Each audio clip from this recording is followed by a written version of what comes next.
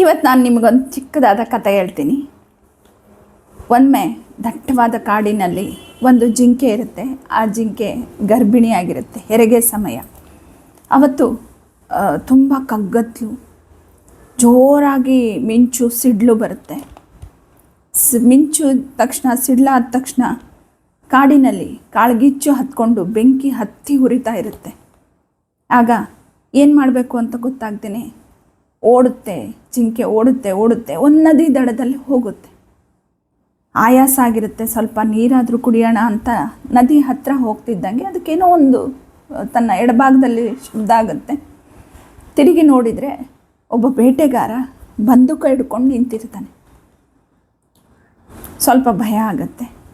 ಮತ್ತು ಇನ್ನೊಂದು ಕಡೆ ನೋಡಿದರೆ ಸಿಂಹ ಕೂತಿರುತ್ತೆ. ತನ್ನ ಹಿಂದೆ ಹತ್ತಿ ಉರಿತಾ ಇರೋಂಥ ಬೆಂಕಿ, ತನ್ನ ಬಲಭಾಗದಲ್ಲಿ ದೊಡ್ಡ ಸಿಂಹ ಕೂತಿದೆ ಬೇಟೆಗಾಗಿ ಕಾಯ್ಕೊಂಡು. ಎಡಭಾಗದಲ್ಲಿ ಬೇಟೆಗಾರ ಬಂದೂಕ್ ಹಿಡ್ಕೊಂಡು ಕೂತಿದ್ದಾನೆ. ಮುಂದೆ ಇರೋದು ನದಿ, ಆಳವಾದಂಥ ನದಿ. ಆ ನದಿಯಲ್ಲಿ ಸಾಕಷ್ಟು ಮೊಸಳೆಗಳಿದ್ದಾವೆ. ಈಗ ಎಲ್ಲಿ ಹೋಗಬೇಕು ಅಂತ ಗೊತ್ತಾಗ್ತಿಲ್ಲ. ಯಾವ ಕಡೆ ಹೋದ್ರೂ ಸಾಯೋದಂತೂ ಸಿದ್ಧ.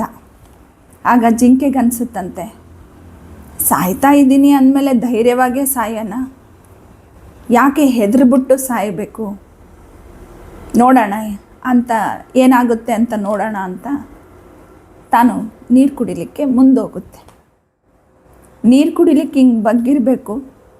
ಆಗ ಬೇಟೆಗಾರ ಗನ್ನ ಶೂಟ್ ಮಾಡೋಕ್ಕೆ ರೆಡಿ ಆಗ್ತಾನೆ.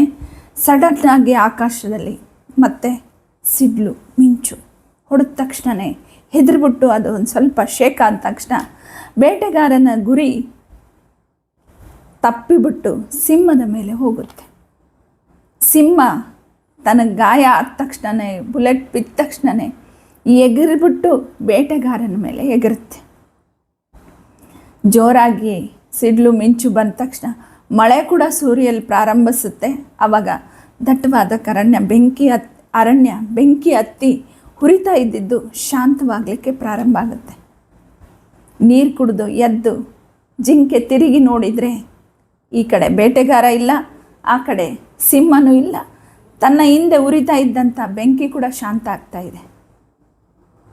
ಆಗ ಅಲ್ಲಿಂದ ಓಡಿ ಹೋಗಿ ಇನ್ನೊಂದು ಕಡೆ ತನ್ನ ಮಗುವಿಗೆ ಜನನವನ್ನು ಕೊಡುತ್ತೆ. ಈ ಕತೆ ನಮಗೇನನ್ನು ತಿಳಿಸುತ್ತೆ?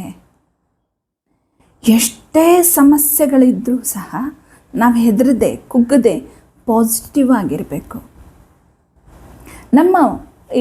ನಮ್ಮಲ್ಲಿರೋಂಥ ಪಾಸಿಟಿವೇ ನಮ್ಮ ತೊಂದರೆಗಳನ್ನು ಸಾಲ್ವ್ ಮಾಡ್ತಾ ಹೋಗುತ್ತೆ. ಹೆದರಿ ಎಲ್ಲೇ ಹೋಗೋಕ್ಕೋದ್ರೂ ತೊಂದರೆಗೀಡಾಗತ್ತಿದ್ದಂತೂ ಜಿಂಕೆ ಸಹಜ. ಆದರೆ ಅದರ ಪಾಸಿಟಿವ್ ಆ್ಯಟಿಟ್ಯೂಡಿಂದ ಅದು ಇವತ್ತು ತನ್ನ ಪ್ರಾಣ ಉಳಿಸ್ಕೊಳ್ಳೋದಲ್ಲದೆ ತನ್ನ ಮಗುವಿಗೆ ಜನನವನ್ನು ಕೊಡ್ತು. ಸೊ ನಾವು ಎಂಥ ತೊಂದರೆಯಲ್ಲೂ ಸಹ ಪಾಸಿಟಿವನ್ನು ಕಲಿತಾ ಹೋಗೋಣ. Thank you.